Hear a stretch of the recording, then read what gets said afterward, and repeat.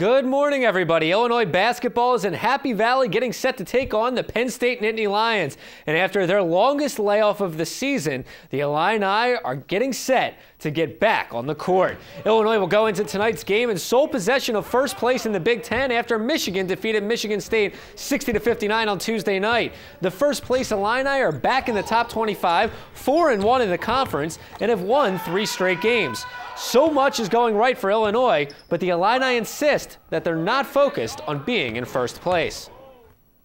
Oh, I'm sure they know, but we're not focused on that at all. I don't think it's even been brought up or mentioned to anybody. Not really. We just kind of stay focused on next game and just keep looking ahead. We can't really look at the standings that much because anything can change at any time. It's so competitive out there, and some of the top teams been getting knocked off, and know what's going to happen next. Actually, no one's. I haven't heard anyone say anything about it. I haven't really talked about it. People are tweeting us about it. Talking to us. I'm getting phone calls. Oh, you guys are in first. Like, it's cool. It's all good, but it's not much to change. And one challenge for the Illini tonight could be shaking off the rust. Illinois has had a season-long 9 days off since their big upset victory over Ohio State. And the Illini, well, they'll have to avoid some overconfidence coming off of their big win over the Buckeyes. But the team believes the extra time off won't have much of an impact.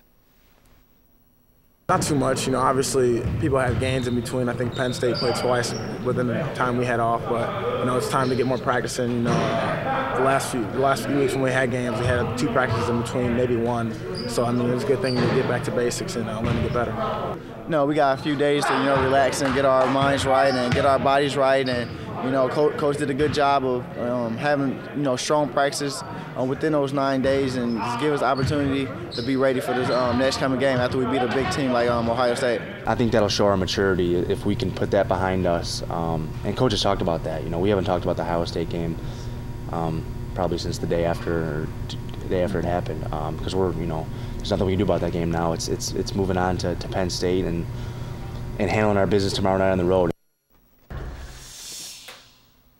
And in the Big Ten last night, Wisconsin beats Northwestern 77-57, and Tom Crean's Hoosiers looking to snap a 2-game losing streak on the road, taking on Nebraska. Here it's Cody Zeller for the slam, 2 of his 18 points. Indiana looks like they're going to run away with it, but the Cornhuskers fight back. Dylan Taylor with the rebound and putback to make it a 1-point game. Then with 11 seconds remaining, Jorge Brian Diaz is fouled. He makes both free throws. Nebraska leads. Final chance for the Hoosiers. Jordan Hulls missing the driving layup. Hulls one last desperation heave. It's off the mark. Nebraska upsets Indiana 70-69. The Hoosiers now 3-3 in Big Ten play.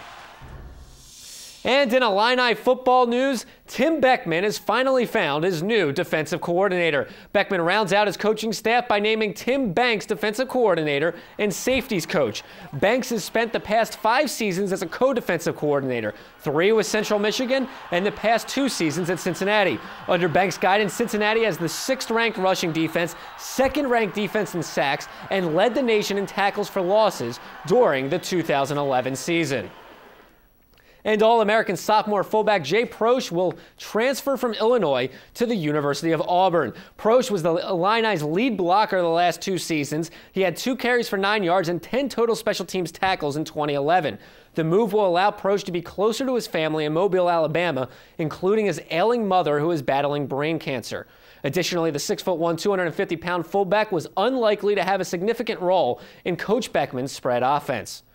And in the NHL last night, Blackhawks 3-0-1 in their last 4 games, taking on Lindy Ruff and the reeling Buffalo Sabres. Pick things up tied 1-1 off the Andrew Shaw shot. Jonathan Taves with the power play goal, his 25th of the season. He'd add another one later on in the game. Then in the second, off the pass from Andrew Brunette, it's Jimmy Hayes. Hayes' 4th goal of the year. Blackhawks win this one going away 6-2.